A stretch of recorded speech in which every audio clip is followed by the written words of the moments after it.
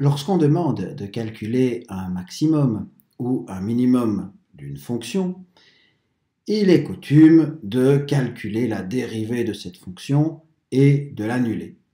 Mais pourquoi, finalement, effectuons-nous cette opération? Eh bien, on va essayer de très rapidement le montrer, à la fois intuitivement et en même temps le démontrer, que oui, si pour une fonction qui est dérivable sur un intervalle i, et si pour cette fonction, eh bien, il existe un maximum ou un minimum qui se trouve en un point intérieur, vous voyez ma notation ici, ça veut dire que C est un point intérieur de mon intervalle i, donc ça ne peut pas être les bornes de cet intervalle i. Eh bien, si j'ai un maximum ou un minimum en un point intérieur d'un intervalle i, eh bien alors à ce moment-là, la dérivée en ce point de ma fonction, elle doit être nulle. C est alors à ce moment-là ce qu'on appelle un point stationnaire.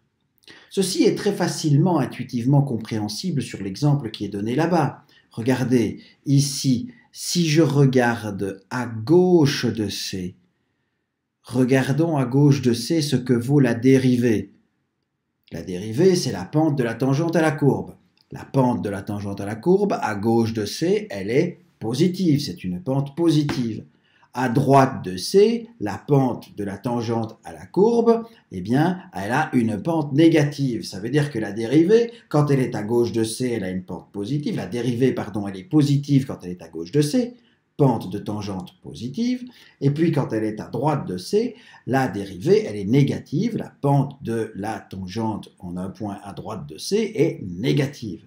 Donc cette dérivée passe d'un signe positif à d'un signe négatif. On le fait finalement continuellement dans cette fonction-là que nous avons là, dans cet exemple que nous avons là.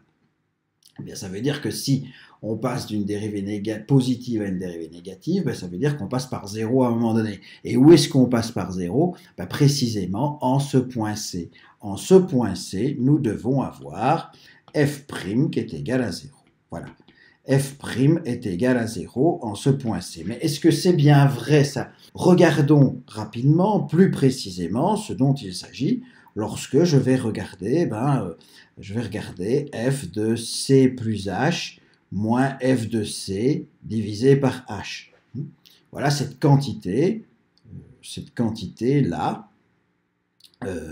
on l'écrit donc comme ceci, je vais écrire un petit peu mieux, f de C plus H moins f de C, cette quantité-là.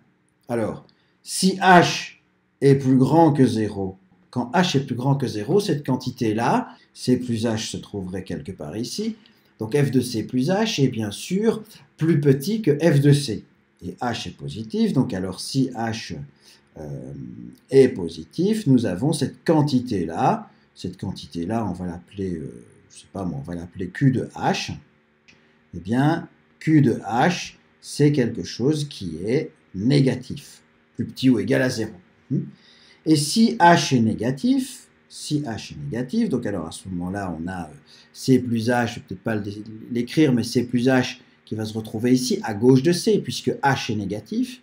Et dans ce cas-là, on aura Q de H qui est plus grand ou égal à 0. Pourquoi? Parce que f de C plus H moins f de C, donc f de C plus H serait ici, moins f de C, ce serait une quantité négative, mais c'est divisé par un H qui lui aussi serait négatif, donc le résultat c'est un quotient différentiel qui serait lui positif.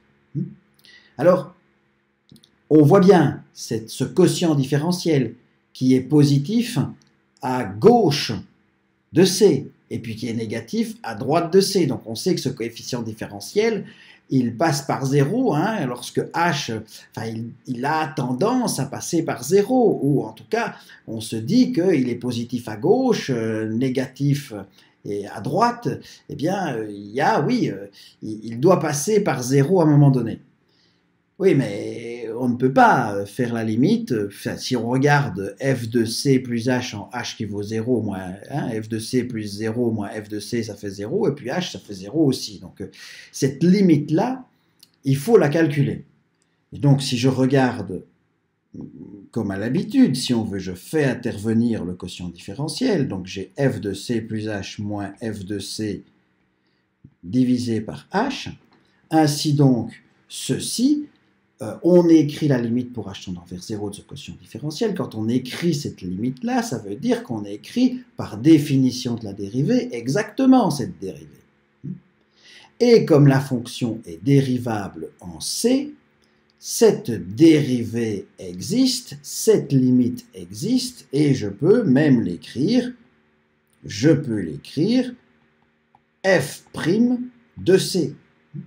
Et qu'est-ce que ça veut dire f' de c? Ben, f' de c, c'est la limite du quotient différentiel, c'est la dérivée, pour n'importe quelle valeur de h.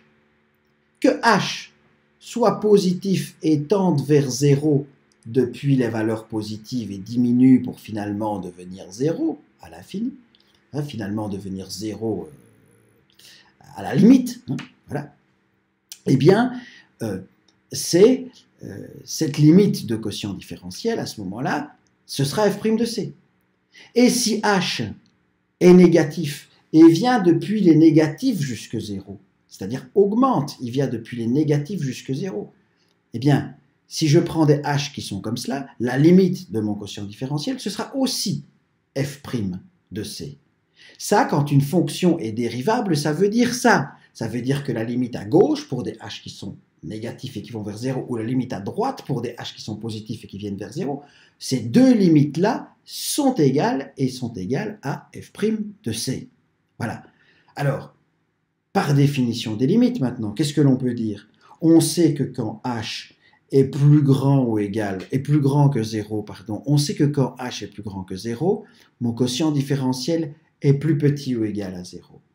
Donc, lorsque l'on passe à la limite, par définition des limites, si j'ai cette quantité-ci pour h plus grand que 0 qui est négative, quand je passe à la limite, cette quantité-là ne peut pas devenir strictement positive. F' de c ne peut être que plus petit ou égal à 0 quand on regarde la limite lorsqu'on regarde h plus grand que 0. Lorsqu'on regarde h plus grand que 0, cette quantité-ci va être plus petite ou égale à 0. Il n'y a donc aucune chance qu'à la limite, on ait un f' de c qui soit strictement plus grand que 0, par définition des limites. Et de même, si on va prendre h plus petit que 0, eh bien alors à ce moment-là, q de h, ici, le quotient différentiel, il sera toujours plus grand ou égal à 0. Donc, la limite de ça ne peut pas être une quantité qui est strictement négative. C'est une quantité qui doit être plus grande ou égale à 0, plus grande ou égale à 0. Et par conséquent, f' de c doit être à la fois plus petit ou égal à 0 et plus grand ou égal à 0, eh bien ça signifie que f' de c est égal à 0. Et voilà qui est démontré.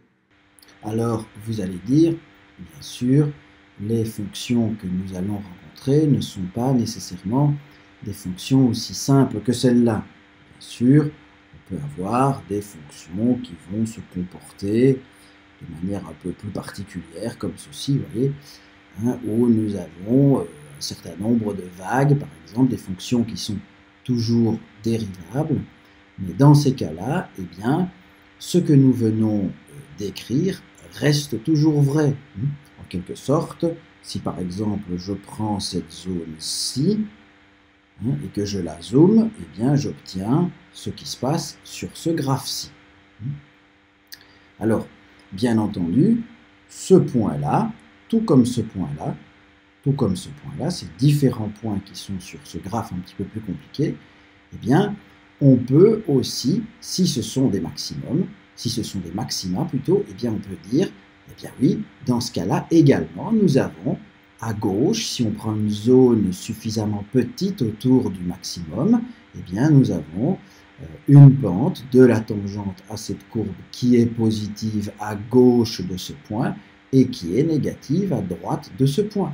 Donc oui, avec une dérivée nulle en ce point, eh bien, nous pouvons détecter un maximum là-bas, ou nous pouvons détecter un maximum ici ou ici. De même, si nous avons un minimum, qu'il se trouve ici, qu'il se trouve ici ou qu'il se trouve là, eh bien, ce que nous avons dit est également vrai, si ce n'est que, bien sûr, nous avons des pentes de tangente qui sont d'abord négatives et ensuite positives, ici, ici et ici. Ces pentes, d'abord négatives de tangente et puis positives, désignent donc des dérivées négatives et puis positives, des dérivées qui passent par zéro également. Donc, si vous voulez, le calcul que nous avons effectué reste valable, mais en inversant les signes des dérivées à gauche et à droite du point où se trouve le minimum dans ce cas-ci.